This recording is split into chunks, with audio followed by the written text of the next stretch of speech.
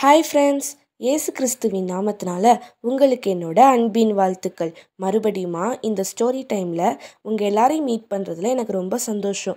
இன்றைக்கும் ஒரு மிஷினரியோட வாழ்க்கை வரலாற்றை பற்றி பார்க்க போகிறோம். அந்த மிஷினரியோட பேர் என்னென்னா எமி கார்மைக்கல். அவங்களோட வாழ்க்கையில் ஏசப்பா எப்படியெல்லாம் கிரியை செஞ்சாங்கன்னு சொல்லி பார்க்கலாமா? எமி கார்மைக்கல் அயர்லாண்ட் அப்படின்ற ஒரு நாட்டில் பிறந்தாங்க. உங்கள் எல்லாருக்கும் தெரியும் அயர்லாண்ட் அப்படின்றது ஒரு ஃபாரின் கண்ட்ரின்னு சொல்லிட்டு.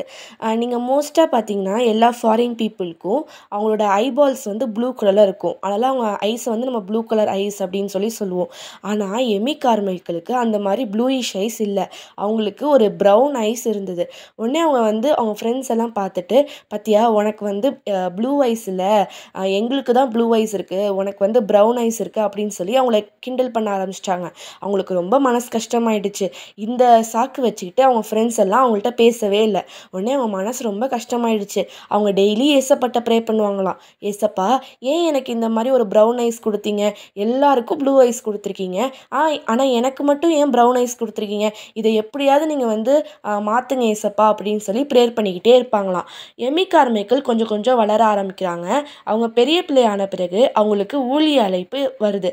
அவங்க வந்து முடிவெடுக்கிறாங்க, ஏசப்பா நான் உங்களுக்காக ஊழியம் செய்ய போகிறேன் அப்படின்னு சொல்லிட்டு அவங்க அயர்லாண்ட்லேருந்து இந்தியாவுக்கு வராங்க.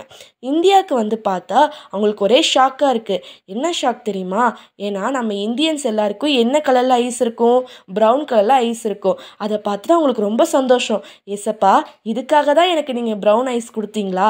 இவங்க மத்தியில் ஊழியம் செய்கிறதுக்காக தான் எனக்கு வந்து ப்ரௌன் கலர் ஐஸ் கொடுத்தீங்களா ஏசப்பா அப்படின்னு சொல்லி அவங்க ஏசப்பாவுக்கு தேங்க்யூ சொன்னாங்க. எமி கார்மைக்கல் இந்தியாவில் வந்து எந்த இடங்களில் ஊழியம் செஞ்சாங்கன்னு தெரியுமா ஃப்ரெண்ட்ஸ்? நம்ம தமிழ்நாட்டில் வந்து ஊழியம் செஞ்சாங்க. அதுவும் சதர்ன் சைடான தூத்துக்குடி, திருநெல்வேலி, கன்னியாகுமரி அந்த இடங்களில் ஊழியம் செஞ்சாங்க ஃப்ரெண்ட்ஸ். அவங்க ஒவ்வொரு ஊருக்காக போய் ஏசப்போட சுவிசேஷத்தை சொன்னாங்க. முக்கியமாக பெண்களுக்கும் குழந்தைங்களுக்கும் சொன்னாங்க. நிறைய பேர் அதை மனப்பூர்வமாக ஏற்றுக்கிட்டாங்க. ஆனால் நிறைய பேர் வந்து கிண்டல் செஞ்சாங்க. இவங்க சும்மா வந்து இந்த மாதிரி ஏதாவது சொல்லிகிட்டு இருப்பாங்கப்பா அப்படின்னு சொல்லி அவங்க நினச்சாங்க. ஆனால் அவங்க அதை பற்றி கவலைப்படவே இல்லை. அவங்க அதிகமாக சுவிசேஷம் சொல்ல ஆரம்பிச்சுட்டே இருந்தாங்க. தமிழ்நாட்டிலையும் சரி, இந்தியாவிலையும் சரி, அப்போ தேவதாசி அப்படின்ற ஒரு முறைமை இருந்தது. அது என்ன அப்படின்னு கேட்குறீங்களா? அது என்னென்னா, முன்னாடி காலத்துலலாம் குட்டி பிள்ளைங்களாக இருக்கும்போது, அதாவது முக்கியமாக அந்த கேர்ள் சைல்டு குட்டி பிள்ளையாக இருக்கும்போது என்ன பண்ணுவாங்கன்னா, அவங்கள இந்து கோயில்களுக்கு காணிக்கையாக கொடுத்துருவாங்க. அந்த பிள்ளைங்க சாவர வரைக்கும் அந்த கோயில்கள்லே இருக்கணும். இதை வந்து எமி கார்மைக்கல் ரொம்ப எதிர்த்தாங்க.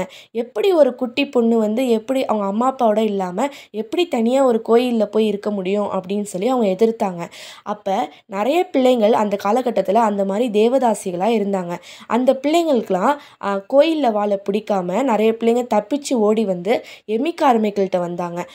அப்போ எமி கார்மைக்கல் அந்த பிள்ளைங்களுக்கு ஏசப்பை பற்றியான சுவிசேஷத்தை சொன்னாங்க. இந்த மாதிரியான பிள்ளைங்கள் மட்டும் இல்லாமல் அநேக ஆதரவற்ற குழந்தைங்களும் எமி கார்மைக்கல்கிட்ட வந்தாங்க. அவங்களுக்கு எமி கார்மைக்கல் நல்ல சாப்பாடு கொடுத்து ஏசப்பை பற்றியான சுவிசேஷத்தை சொன்னாங்க ஃப்ரெண்ட்ஸ். பார்த்தீங்களா ஃப்ரெண்ட்ஸ், எமி கார்மைக்கல் நம்ம தமிழ்நாட்டுக்கு எவ்வளோ நல்ல விஷயங்களை செய்திருக்காங்கன்னு சொல்லிட்டு இன்றைக்கி நம்ம எமி கார்மைக்கல் வாழ்க்கையிலேருந்து 2 விஷயங்கள் கற்றுக்க போகிறோம். ஒன்று என்னென்னா, நம்ம எமி கார்மைக்கல் ஃப்ரெண்ட்ஸ் மாதிரி இருக்கக்கூடாது ஃப்ரெண்ட்ஸ். அவங்க என்ன பண்ணாங்க? எமி கார்மைக்கலோட உடல் தோற்றத்தை கிண்டல் பண்ணாங்க. நம்மளும் அடுத்தவங்களோட உடல் அமைப்பை கிண்டல் பண்ணக்கூடாது ஃப்ரெண்ட்ஸ். அவங்க குண்டாக இருக்காங்க, அவங்க ஒல்லியாக இருக்காங்க, அவங்க கருப்பாக இருக்காங்க, அவங்க குள்ளமாக இருக்காங்க அப்படின்னு சொல்லிட்டு யாரோட உடல் அமைப்பையும் நம்ம கிண்டல் பண்ணக்கூடாது.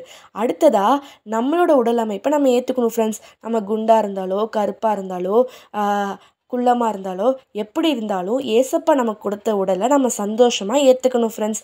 ஏன்னா ஏசப்பா ஒவ்வொருத்தருக்கும் ஒவ்வொரு பிளான்ஸ் வச்சுருக்காங்க.